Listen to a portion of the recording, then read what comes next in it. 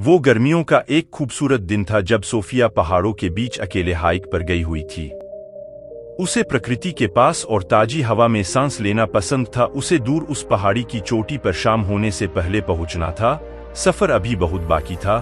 थकी हारी पगडंडी पर चलते चलते उसकी नजर चट्टान पर बैठे एक आदमी पे पड़ी जो दूर उसी पहाड़ी का नजारा देख रहा था। पूछने पर पता चला कि वो भी एक पर्वतारोही हैं और शाम होने से पहले उसी पहाड़ी की चोटी पे पहुंचना चाहता है जहां उसके कुछ दोस्त उसका इंतजार कर रहे थे।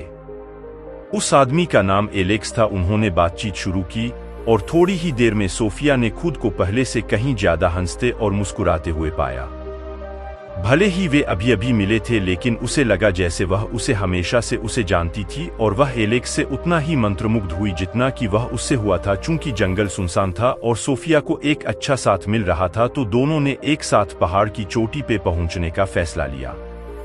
पगडंडी पर एक साथ चलते चलते सोफिया और एलेक्स ने एक दूसरे को अपने अपने बारे में बहुत सी बातें बताईं। हंसी मजाक और मस्ती भरे माहौल में दोनों पहाड़ की चोटी की ओर बढ़ रहे थे। ज्यों-ज्यों बातों का सिलसिला जारी रहा, वे और गहरे भावनात्मक स्तर पर जुड़ते चले गए। सोफिया को लगा जैसे उसे कोई मिल गया है जो उसे सही मायने में समझता है। तभी अचानक बातों ही बातों में सोफिया का पैर फिसला और वो खाई में गिर गई। बिना अपनी जान की परवाह किए एलेक्स भी सोफिया को बचाने खाई में कूद गया। घंटों की मशक्कत के बाद आखिर सोफिया उसे मिल ही गई। शाम हो चुकी थी, चोटी अब बहुत दूर थी। सोफिया का पैर टूट चुका था और वो एक कदम भी चल नहीं सकती थी। अब वो दोनों बीच जंगल में फंस चुके थे। ना वो पीछे जा सकते थे, ना वो आगे जा सकते थे। रात होने को थी और दोनों के पास खाना और पानी खत्म हो चुका था। कुछ देर सोच विचार के बाद एलेक्स ने सोफिया को उठाकर चोटी तक ले जाने का फैसला किया। सोफिया जानती थी कि चढ़ाई अकेले के लिए भी मुश्किल थी, तो एलेक्स उसका वजन कैसे चढ़ेगा, इसलिए उसने एलेक्स को मना किया और उसे वही छोड़ के नीचे गांव से मदद लाने को कहा। एलेक्स इस बियाबान जंगल में सोफिया को छोड़कर जाने को बिल्कुल राजी नहीं हुआ, बल्कि सोफिया को पीठ पे ही लाद के ले जाने का ही अंतिम फैसला किया। चूंकि दोनों ही भूखे प्यासे और थके हुए थे, एलेक्स ने बड़ी मुश्किलों से सोफिया को पीठ पर लादा चोटी की ओर चल दिया।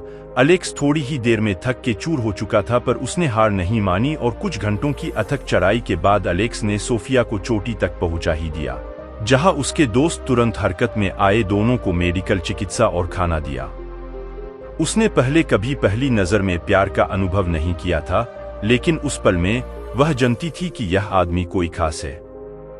सोफिया अब जान चुकी थी कि जो व्यक्ति उसे इतनी भीषण परिस्थिति से निकाल के ला सकता है, वो और कोई नहीं उसका जीवनसाथी ही हो सकता है। जब ट्रिप खत्म हुई तो सोफिया और एलेक्स ने एक दूसरे के नंबर लिए और संपर्क में रहने का वादा किया।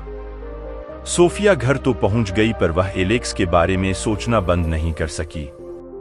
अगले कुछ हफ्तों में सोफिया और एलेक्स मिलते रहे, घंटों फोन पर बात की और जितना संभव हो उतना समय एक साथ बिताया। वे दोनों प्यार में पागल थे और वे जानते थे कि उन्हें कुछ खास मिल गया है। सोफिया और एलेक्स ने एक साथ जंगल की चुनौतियों का सामना किया और उनका प्यार और मजबूत होता गया जैसे जैसे समय बीतता गया।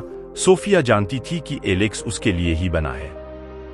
उसने पहले कभी इतना प्यार महसूस नहीं किया था और वह जानती थी कि वह अपना शेष जीवन उसके साथ बिताना चाहती है। एलेक्स को भी ऐसा ही लगा और उन्होंने शादी करने का फैसला किया। अपनी शादी के दिन सोफिया ने एलेक्स की आंखों में देखा और महसूस किया कि वह दुनिया की सबसे भाग्यशाली महिला थी। उसे पहली नजर में ही प्यार हो गया था और उन्होंने एक साथ जीवन का निर्माण किया था, जो प्यार, जुनून और खुशी से भरा था। सोफिया जानती थी कि पहली मुलाकात का प्यार बहुत दुर्लभ और एक खास एहसास था, और अगर उस दिन वो हादसा ना होता तो शायद वे कभी एक ना हो पाते। ऐसा करता हूं, इस वीडियो को देखने के बाद आपको अच्छा लगा होगा तो लाइक सब्सक्राइब जरूर करें।